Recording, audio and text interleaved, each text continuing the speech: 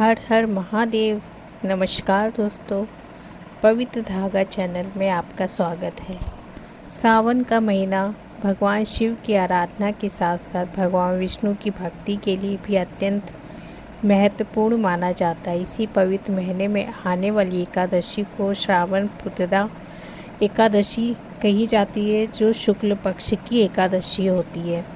मान्यता है कि इस दिन श्रद्धा और नियम पूर्वक भगवान विष्णु की पूजा करने से परिवार में सुख शांति, संतान की मंगल कामना और भगवान की कृपा प्राप्त होती है। इस एकादशी को लेके मतलब कि पुत्रदा एकादशी 2026 में कब है, व्रत किस दिन रखा जाएगा, एकादशी तिथि कब शुरू होगी, कब समाप्त होगी, पारण कब करना है, पूजा में क्या चढ़ाना चाहिए, क्या खाना चाहिए, किन चीज़ों से बचना चाहिए, पुत्रदा एकादशी की सही व्रत कथा क्या है, आज हम जानेंगे ये सारी चीज़ें। साथ में क्या यह व्रत केवल संतान प्राप्ति की इच्छा रखने वाले लोग ही कर सकते हैं। आज के इस वीडियो में हम इन्हीं सभी बातों को क्रम से जानेंगे ताकि आपको पुत्रदा एकादशी के व्रत के बारे में किसी तरह की उलझन ना हो। सबसे पहले जानते हैं कि इस साल की सबसे ज़रूरी जानकारी। श्रावण शुक्ल पुत्रदा एकादशी 23 अगस्त 2026 रविवार को मनाई जाएगी। पंचांग के अनुसार एकादशी तिथि 23 अगस्त की रात लगभग 2 बजे से प्रारंभ होकर 24 अगस्त की सुबह 4:18 पर समाप्त होगी। इसलिए सामान्य गृहस्थ परंपरा और उदया तिथि के अनुसार 23 अगस्त को पुत्रदा एकादशी का जो व्रत है वो रखा जाएगा। अगले दिन 24 अगस्त को द्वादशी तिथि में व्रत का पारण किया जाएगा। पारण का जो समय है वो मैं अभी आपको आगे बता दूंगी। सबसे पहले ध्यान देना, एकादशी व्रत में केवल तारीख देखना नहीं, एकादशी तिथि, सूर्योदय और द्वादशी जो तिथि होती है उसका भी ध्यान रखना और पारण का समय का ध्यान रखना बहुत ज़रूरी होता है। पुत्रदा एकादशी को पुत्रदा क्यों कहा जाता है, सबसे पहले ये जान लेते हैं। पुत्रदा मतलब पुत्र या संतान प्रदान करने वाली एकादशी। धार्मिक मान्यताओं में इस व्रत को विशेष रूप से संतान सुख, संतान के कल्याण और परिवार की मंगल कामना से जोड़ा जाता है, तो इसलिए इसे पुत्रदा एकादशी मतलब कहा जाता है। भगवान विष्णु की भक्ति में किया गया एकादशी व्रत आध्यात्मिक साधना में भी माना जाता है, इसलिए जो भक्त भगवान विष्णु की आराधना, परिवार की सुख शांति और अपने बच्चों के कल्याण की कामना करते हैं वे भी श्रद्धा से ये व्रत करते हैं। एक साल में पुत्रदा एकादशी 2 बार पड़ती है, एक पौष शुक्ल पक्ष की एकादशी और श्रावण शुक्ल पक्ष की जो एकादशी होती है, दोनों को ही पुत्रदा एकादशी के नाम से जाना जाता है। श्रावण पुत्रदा एकादशी में धार्मिक जो महत्व है वो है, धार्मिक परंपरा में माना जाता है कि एकादशी का व्रत व्यक्ति को संयम, भक्ति और आत्मचिंतन की ओर ले जाता है। इस दिन भक्त भगवान विष्णु के नाम का स्मरण करते हैं, पूजा करते हैं, मंत्र जाप करते हैं और अपनी सामर्थ्य के अनुसार उपवास करते हैं। पुत्रदा एकादशी संतान के स्वास्थ्य, सुख और परिवार मंगल कामना के लिए मनाई जाती है। अब बात कर लेते हैं कि व्रत के एक दिन पहले क्या करना चाहिए, जो नियम है सबसे पहले उसके बारे में बात कर लेते हैं। तो दशमी तिथि जब प्रारंभ होती है तो उसके लिए सबसे पहले सात्विक भोजन करना चाहिए।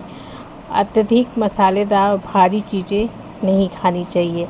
मन को शांत, अनावश्यक क्रोध, विवाद और नकारात्मक विचारों से दूर रहें। रात में भगवान विष्णु का स्मरण करके अगले दिन के व्रत का संकल्प लें और निर्जल व्रत रखना चाहते हैं तो निर्जल, आप अपनी शारीरिक क्षमता, अपने स्वास्थ्य के अनुसार व्रत रख सकते हैं कि आपको फलाहार करना है कि आप निर्जल रहना चाहते हैं कि एक टाइम भोजन ग्रहण करके आपको व्रत करना है।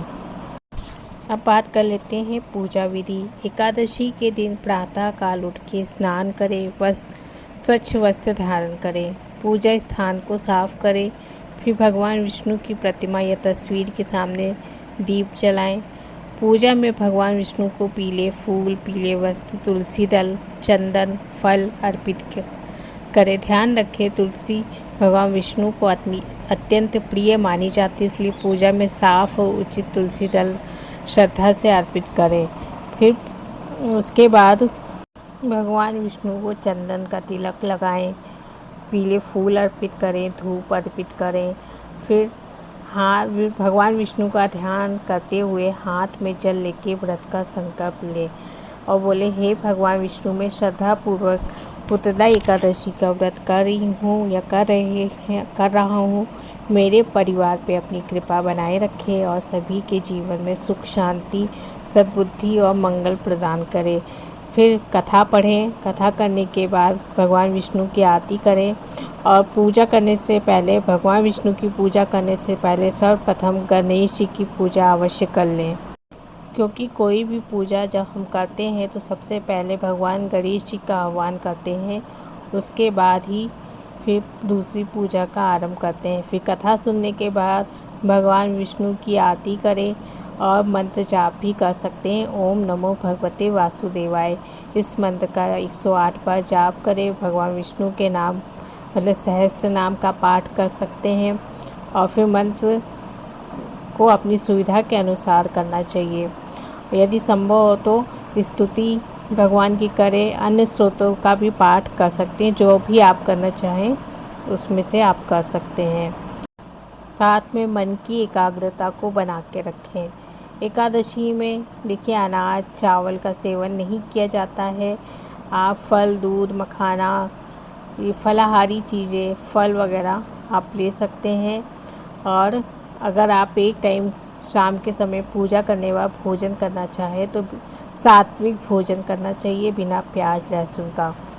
और किन चीज़ों से बचना चाहिए, देखिए, इसमें चावल और अनाज का तो वैसे सेवन नहीं किया जाता है, लेकिन आप अपने स्वास्थ्य के अनुसार आप अनाज एक अनाज केवल ले सकते हैं आप, लेकिन चावल से परहेज करें और तामसी भोजन से दूर रहें। और साथ में आपको झूठ, क्रोध से बचना है। और बहुत सारे वीडियो में मैंने आपको बताया है क्या करना चाहिए, क्या नहीं करना चाहिए। अब मैं आपके साथ यहाँ पे शेयर करने वाली हूँ एकादशी व्रत की कथा, जो पुत्रदा एकादशी के दिन पढ़ी जाती है। भद्रावती नाम की नगरी में सुकेतुमान नाम के एक राजा राज्य करते थे। राजा बहुत धर्मात्मा और प्रजा का पालन करने वाले थे। उनके राज्य में किसी चीज़ की कमी नहीं थी। धन था, वैभव था, प्रजा सुखी थी। राजा स्वयं भी धार्मिक कार्यों में लगे रहते थे, लेकिन उनके जीवन में एक बड़ी चिंता थी। राजा के कोई संतान नहीं थी। समय बीतता गया और राजा के मन में यह चिंता बढ़ती गई, उनके राज और वंश का क्या होगा। एक दिन राजा अत्यंत दुखी होकर अकेले वन की ओर चले गए। चलते चलते वे बहुत दूर निकल गए। उन्हें एक सुंदर सरोवर दिखाई दिया। उस सरोवर के आसपास अनेक पक्षी और सुंदर वृक्ष थे। राजा कुछ समय वहीं रुके। वहीं उन्हें कुछ महान ऋषि मुनि दिखाई दिए। राजा ने उनके पास जाकर श्रद्धापूर्वक प्रणाम किया। ऋषियों ने राजा को देख के उनके आने का कारण पूछा। राजा ने अपनी चिंता उनके सामने रखी और कहा, हे ऋषिवर, मेरे जीवन में किसी वस्तु की कमी नहीं है, लेकिन संतान न होने के कारण मेरा मन बहुत दुखी है। कृपया मुझे ऐसा उपाय बताइए जिससे मुझे संतान सुख प्राप्त हो सके। ऋषियों ने राजा की बात ध्यान से सुनी और उन्हें बताया कि आज से पहले की दिन की एकादशी तिथि थी। वह पुत्रदा एकादशी के रूप में विशेष पुण्य देने वाली मानी जाती है। ऋषियों ने कहा, राजा भगवान विष्णु की आराधना और पुत्रदा एकादशी का महत्व समझाया और उन्होंने कहा कि राजा श्रद्धा और नियम पूर्वक भगवान विष्णु की पूजा करें और एकादशी का व्रत रखें, तो इससे आपकी मनोकामनाएं पूर्ण होंगी। राजा ने ऋषियों की बात स्वीकार की। उन्होंने विधि पूर्वक भगवान विष्णु का स्मरण किया और पुत्रदा एकादशी का व्रत किया। पूरे दिन भगवान की आराधना करने के बाद उन्होंने रात में भगवान विष्णु का ध्यान किया। राजा की श्रद्धा और भक्ति से प्रसन्न होकर भगवान विष्णु ने उन्हें आशीर्वाद दिया। इसके बाद राजा अपने महल को लौट आए। कुछ समय बाद उनकी रानी ने एक तेजस्वी पुत्र को जन्म दिया। राजा और रानी अत्यंत प्रसन्न हुए। पूरे राज्य में खुशी का वातावरण हो गया। राजकुमार बड़ा होकर योग्य और धर्म परायण बना तथा उसने अपने माता पिता और राज्य का नाम ऊंचा किया। इसी प्रकार धार्मिक मान्यता में पुत्रदा एकादशी को संतान सुख और संतान के कल्याण से जोड़ के देखा जाता है। ये कथा हमें बताती है कि सबसे बड़ा संदेश रहता है भगवान पर विश्वास, मन की शुद्धता और अपने कर्तव्य के प्रति ईमानदारी। कठिन परिस्थिति में भी व्यक्ति को धैर्य, श्रद्धा और सदाचार का मार्ग कभी नहीं छोड़ना चाहिए।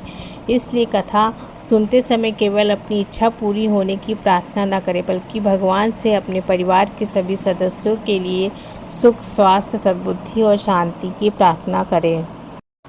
यदि कोई दंपत्ति संतान की इच्छा से ये व्रत कर रहा है तो पूजा के समय भगवान विष्णु और माता लक्ष्मी के सामने श्रद्धा से प्रार्थना करें। हे भगवान विष्णु, आप हमारे परिवार पर अपनी कृपा बनाए रखें, हमें स्वस्थ, सुखी और सदाचारी जीवन प्रदान करें। यदि हमारे भाग में संतान सुख है तो हमें स्वस्थ और संस्कारी संतान का आशीर्वाद दें। यह प्रार्थना सरल भी है, भावपूर्ण भी है। जब पहली बार संतान के लिए आप ये व्रत रख रहे हैं, चाहे वो पति हो चाहे पत्नी हो या दोनों ही ये जो व्रत रखते हैं, तो उनको भगवान के सामने मतलब कि 5 साल रखेंगे, कितने साल का संकल्प लेके प्रार्थना करें, भगवान से विनती करें और उनकी श्रद्धा से पूजा करें कि मैं ये व्रत कर रहा हूँ या कर रही हूँ, मुझे आप संतान प्राप्ति की मतलब वरदान दे, आशीर्वाद दे अपना। इसी के साथ ही मतलब आप जितने आपकी जो मान्यता है उस हिसाब से आप व्रत करें। और फिर पारण हमेशा द्वादशी तिथि लगने के बाद ही करना चाहिए। तो इस बात का आपको ध्यान रखना चाहिए कि द्वादशी तिथि कब से लग रही है, उसके बाद ही व्रत का पारण करें। और कैसे करना है वो भी बताया मैंने कि जो भी आपने दूसरे दिन भगवान को पूजा किया, विष्णु भगवान की दूसरे दिन पूजा करने के बाद जो भोग लगाया है उसी भोग को ग्रहण करने के बाद ही व्रत का पालन किया जाता है। दोस्तों, ये थी एकादशी व्रत के बारे में। वीडियो पसंद आए तो मेरे चैनल को सब्सक्राइब कर लीजिएगा, अपने दोस्तों के साथ शेयर कर दीजिएगा, मेरे चैनल को सब्सक्राइब कर लीजिएगा।